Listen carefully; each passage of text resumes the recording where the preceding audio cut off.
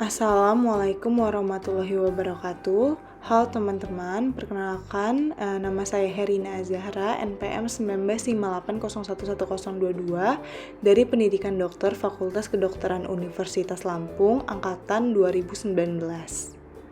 Baik, di sini saya akan menjelaskan edukasi materi mengenai kebutuhan gizi sebagai pencegahan penyakit sistem indera, khususnya seroptalmia, dengan tema sistem indera penglihatan.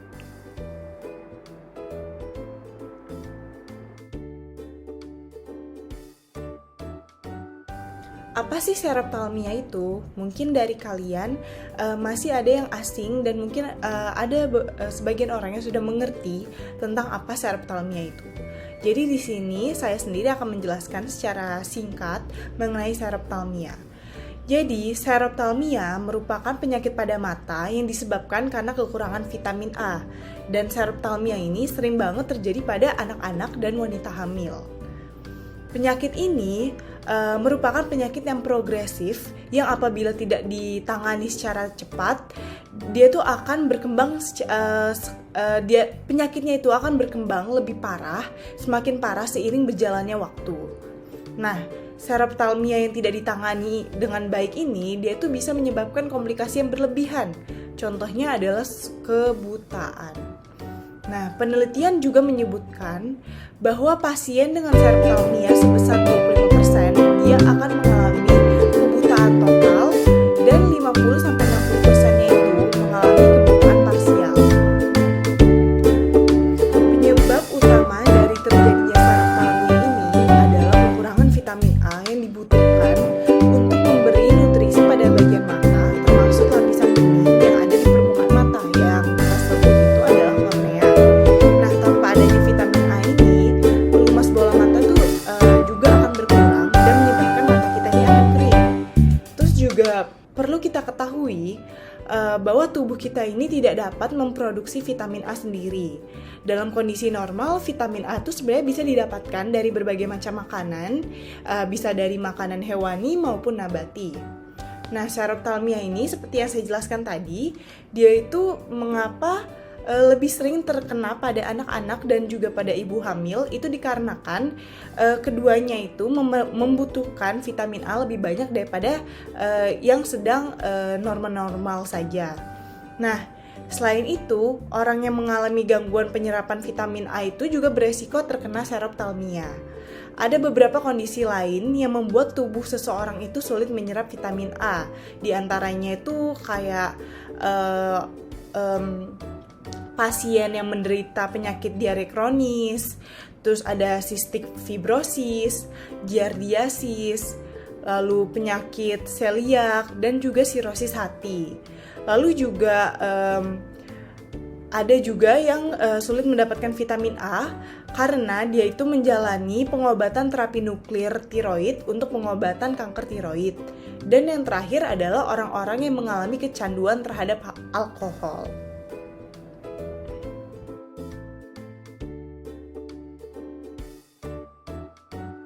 Nah, apa aja sih gejala-gejala yang terjadi pada penderita seroptalmia? Sebenarnya, gejala pada seroptalmia ini sebenarnya masih ringan. Namun, akan bertambah parah jika asupan vitamin A penderita ini tidak juga terpenuhi.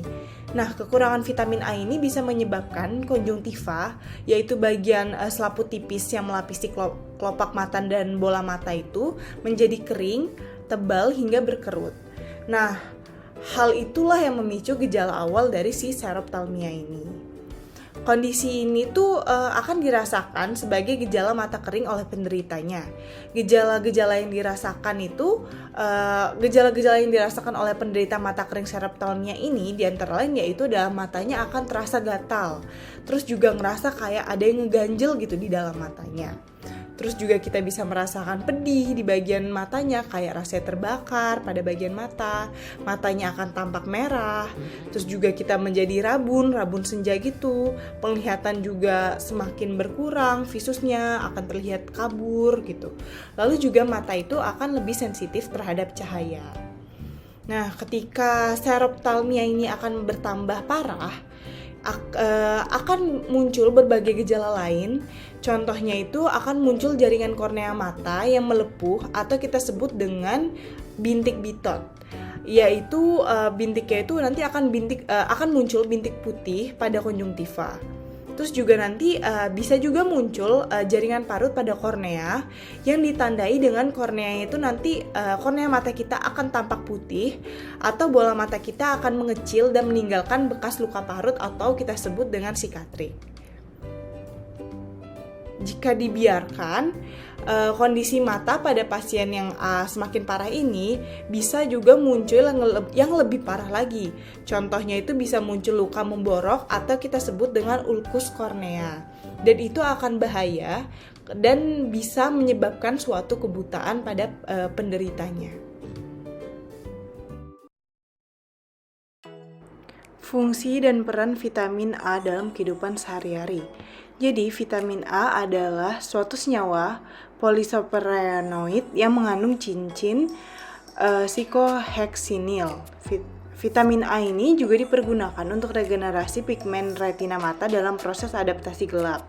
Vitamin A ini juga diperlukan untuk tubuh, untuk menyokong pertumbuhan dan juga kesehatan, terutama pada penglihatan.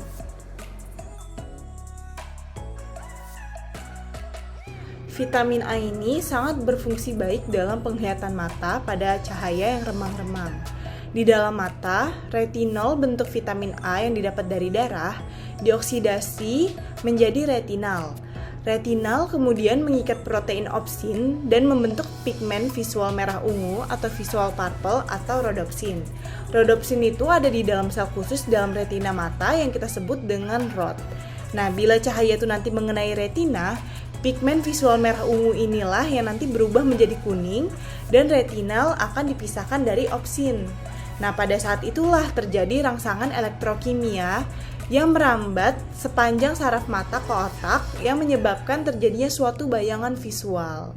Selama proses ini, sebagian dari vitamin A itu dipisahkan dari protein dan diubah menjadi retinol. Sebagian besar retinol nanti akan diubah lagi menjadi retinal yang kemudian mengikat opsin lagi untuk membentuk si rhodopsin.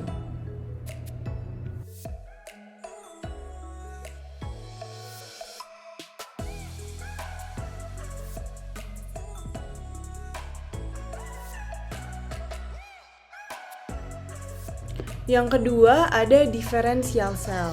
Diferensial sel itu terjadi bila sel-sel tubuh kita itu mengalami perubahan dalam sifat ataupun fungsi semulanya.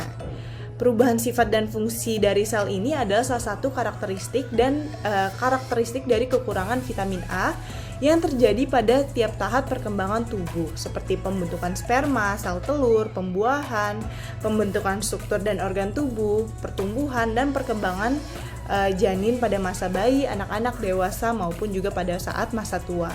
Vitamin A dalam bentuk retinoid itu diduga memegang peranan aktif dalam kegiatan inti sel, yaitu dalam pengaturan faktor penentu keturunan ataupun gen yang berpengaruh terhadap sintesis protein nantinya.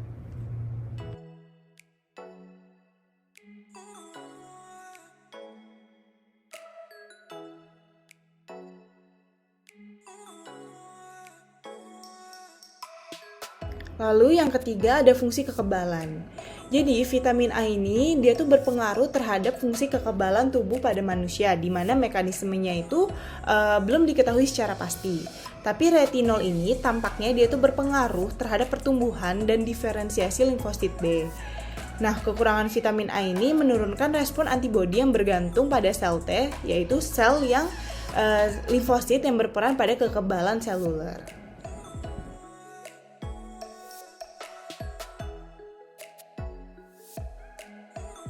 Vitamin A juga berperan terhadap sintesis protein, yaitu terhadap pertumbuhan sel. Nah, vitamin A itu dibutuhkan untuk perkembangan tulang dan juga sel epitel yang membentuk emel dan pertumbuhan gigi. Pada orang-orang yang kekurangan vitamin A, pertumbuhan tulangnya itu bisa terhambat dan bentuk tulang itu bisa jadi tidak normal. Pada anak-anak tuh juga bisa terjadi kegagalan pertumbuhan.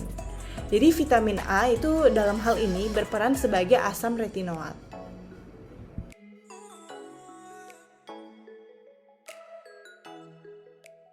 Selain itu, vitamin A juga dalam bentuk retinol dan retinal, dia itu berperan dalam reproduksi pada tikus, yaitu pembentukan sperma dan juga sel telur serta perkembangan janin dalam kandungannya.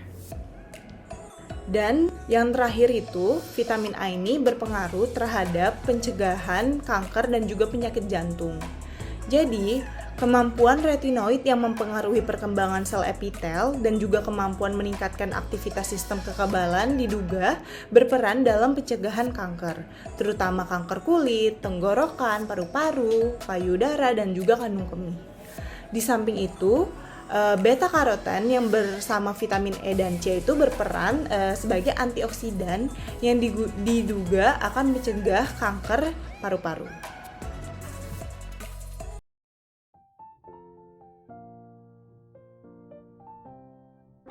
Berikut beberapa bahan-bahan makanan yang mengandung kaya vitamin A.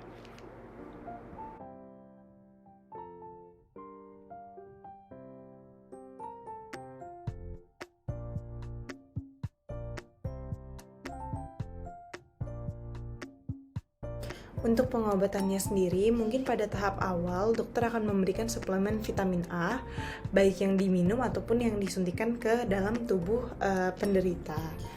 Nah, pemberian vitamin A ini diutamakan pada pasien yang sudah didiagnosis menderita rabun ayam ataupun rabun senja. Nah, suplemen vitamin A ini bertujuan untuk menghilangkan rabun senja dan membantu mata kembali untuk memproduksi cairan dan melumasi pada bagian matanya. Jika saroftalmianya ini sudah menyebabkan kornea penderita itu menjadi rusak, maka dokter akan memberikan antibiotik yang sesuai untuk mencegah infeksi selanjutnya. Kemudian ada kemungkinan mata pasien juga akan ditutup untuk melindungi mata hingga luka lepuh yang dideritanya itu benar-benar sembuh. Selain mendapatkan suplemen vitamin A, pasien juga harus mengonsumsi makanan-makanan yang kaya akan vitamin, seperti yang tadi sudah ada pada video saya. Ada seperti minyak ikan, terus juga makan daging, susu, yogurt, telur, daging ayam, dan lain-lain. Terus juga untuk makanan nabatinya ada sayur-sayuran, sayuran hijau, dan juga ada buah-buahan, seperti itu. Nah, saroftalmia ini harus ditangani dengan tepat karena dia akan beresiko pada kebutaan mata yang semakin parah.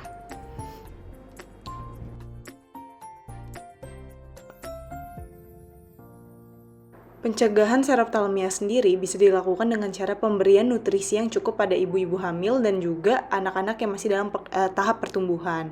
Lalu juga bisa diberikan kapsul vitamin dengan dosis yang ada pada slide ini, dan juga kapsul-kapsul vitamin ini bisa didapatkan di puskesmas terdekat.